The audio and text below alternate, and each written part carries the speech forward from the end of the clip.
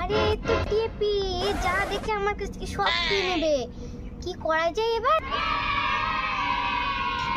এটা ভালো জিনিস, এবার গিয়ে খাবো। Oh no!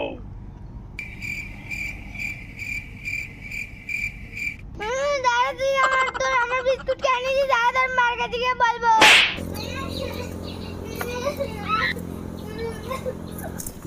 আমার মেয়েটাও হয়েছে, সারাদিন শুধু ঘুরে ঘুরে বেড়াবে, সবার সাথে দুষ্টুমি করে বেড়াবে, আর সবার নালিশ আমাকে শুনতে হবে।